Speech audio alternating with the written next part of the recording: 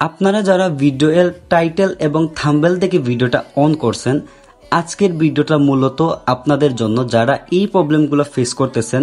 আজকের ভিডিওতে আমরা একদম ক্লিয়ার ভাবে আলোচনা করব এই তিনটা টপিক। একটা হইতেছে আপনার জিমেইলে কেন কোড যায় না, তারপরের বিষয় হইতেছে আপনার লগইন বা ডাটা ট্রান্সফার লিমিট কেন ওভার হয়, তারপরে আমরা আলোচনা করব এইটা একটা ইম্পর্টেন্ট বিষয় হইতেছে আপনার there is no data for transfer বা টু ট্রান্সফার। এইরকম এই তিনটা বিষয় কেন হয় আমরা ওয়ান বাই ওয়ান আলোচনা করব।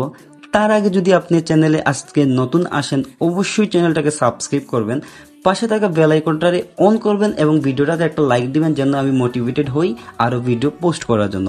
আর যারা অলরেডি চ্যানেলটাকে সাবস্ক্রাইব করছেন, আপনাদের জন্য অনেক অনেক বেশি ভালোবাসা রইল। তো আমরা আগে আলোচনা করব যে এইগুলা কেন হয়, তারপরে আমরা আলোচনা করব এইগুলার সমাধান কি। প্রথমে আমরা আলোচনা করি লগইন বা আপনার ডাটা ট্রান্সফার লিমিট। আমরা জানি হয়তোবা নতুন যারা আমাদের ই ফুটবল গেমে অ্যাড হয়েছেন বা আপনারা খেলেন, আপনারা হয়তো জানেন না যে আমাদের গেমে একটা আইডি লগইনের বা ডাটা ট্রান্সফারের লিমিট হইতেছে 10 বার, মানে এক মাসে 10 বার। যেমন প্রত্যেক মাসের শুরুতে কাউন্ট শুরু হয়, দেন একদম শেষের দিকে আবার এই 1 তারিখ যদি শুরু হয় তাহলে 1 তারিখে যাইয়া এই কাউন্টটা শেষ হয়। তো আমরা একটা আইডি সর্বোচ্চ 10 বার ডাটা ট্রান্সফার করতে পারবো। তো এখন এই যে ডাটা ট্রান্সফারে এই যে প্রবলেমটা আপনারা ফেস করেন, আপনারা জানেন না যে এই লিমিটটা আপনাদের জানা নাই।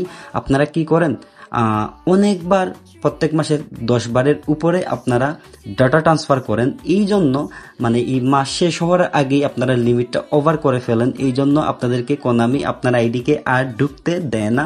এইরকম আসে যে আপনার ডাটা ট্রান্সফারের লিমিটটা ওভার হয়ে গেছে, আপনারা পরবর্তী মাসে আর গেমে ঢুকতে পারবেন। হ্যাঁ, এইটা হইতেছে আপনার এই প্রবলেম, মানে ডাটা ট্রান্সফারের লিমিটের প্রবলেম।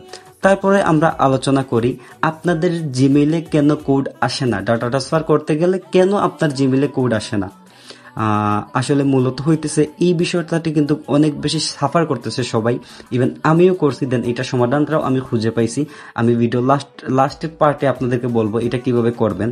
তারপরে আমরা যে টপিক নিয়ে আলোচনা করতেছি যে there is no data for transfer বা টু ট্রান্সফার, এটা একদম ক্লিয়ার বিষয় হইতেছে।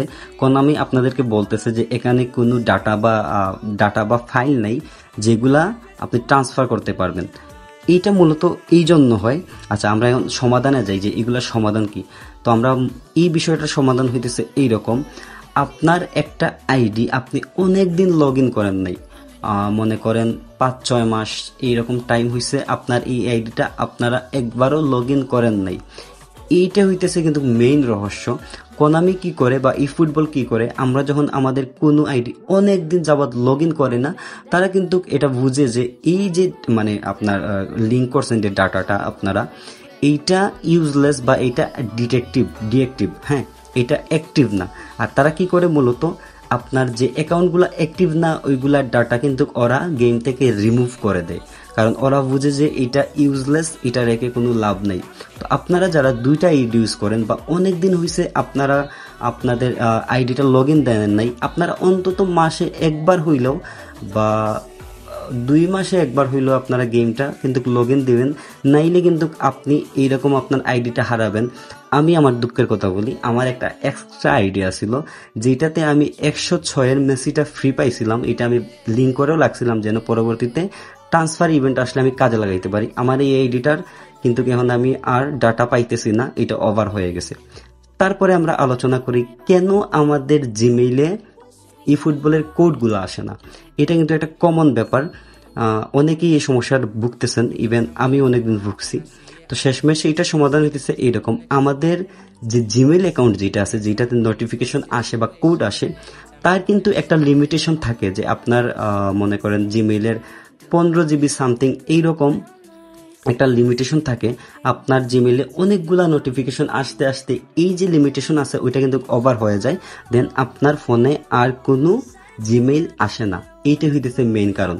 তো এটা সমাধান হইতেছে আপনারা আপনাদের জিমেলে যে মানে হুদাই যে জিমেলগুলো আসে, মনে করেন ফেসবুকে কানেক্ট থাকলে অনেকগুলো আসে, ইনস্টাগ্রাম থেকে আসে বা ইউটিউব থেকে আসে, এইগুলা মূলত প্রয়োজন শেষে আমাদের কাজে আসে না। সো আপনারা এটা একটু ক্লিয়ার করবেন, যেগুলো মানে প্রয়োজনও না, স্পেসগুলো ক্লিয়ার করে রাখবেন। ক্লিয়ার করার পরে আপনারা ট্রাই করবেন, অবশ্যই আপনার জিমেইলে কোড আসবে, আপনি আপনার ডাটা ট্রান্সফার করতে পারবেন। আর তারপরে আমরা আলোচনা করতেছি যে আপনার ডাটা ট্রান্সফারের লিমিট। সো আমরা ভুলেও আমাদের একটা গেম আইডি, যদি আপনি আপনার 2টা গেম আইডি এইভাবে ইউজ করেন একটার পরে একটা, তাইলে আপনার গেম আইডিটা আপনি মাসে 10 বারের উপরে 10 বার আপনারা ডাটা ট্রান্সফার করবেন না, করলে কিন্তু এই মাসে আপনার এই আইডিটাকে আর লগ ইন করতে দেবেন না। এটা হইতেছে কোনামির রুলস, আপনারা এটার বাইরে যাইতে পারবেন না। ইভেন এইটার কোনো সমাধান নেই, এটা পরবর্তী মাসে এই প্রবলেমটা সলভ হবে। তো যারা এরকম করেন, আপনারা এই আইডিটা মনে রাখবেন এইরকম, যে আমি 10 বারের উপরে ডাটা ট্রান্সফার করব না, করলে কিন্তু কোনামি আপনাকে এইরকম এই ব্যাপারটা দেখাবে যে আপনার ডাটা ট্রান্সফারের যে লিমিট আছে ওইটা আপনি ওভার করে ফেলছেন। তো যারা এরকম করেন তারা এই 2-3টা বিষয় আমি যেগুলো আপনাদেরকে বললাম, হয়তোবা এইগুলার সঠিক সমাধান আপনারা কোথাও পান কিনা না আমি জানি না। আমার যেহেতু জানা আছে, আমার উচিত হয়েছে, মানে উচিত আছিল যে আমার যে ভাই ব্রাদার্স আপনারা আছেন, আপনাদের সাথে এই ব্যাপারটা কিন্তু আলোচনা করা, কারণ আপনারা এই প্রবলেমটাও ফেস করেন। তো আমি আজকে এই ব্যাপারটাগুলো জানালাম। যদি আমার এই ভিডিওর মাধ্যমে আপনাদের এই প্রবলেমগুলো সলভ হয় বা আপনারা ভালো কিছু জেনে থাকেন, তাইলে আমি আবারও আপনাদেরকে বলবো, যদি আপনারা এই ভিডিওর মাধ্যমে উপকৃত হন, তাইলে ভিডিওটাকে অবশ্যই লাইক দিবেন, চ্যানেলটাকে সাবস্ক্রাইব করবেন আর বেল আইকনটাকে অন করে দেবেন।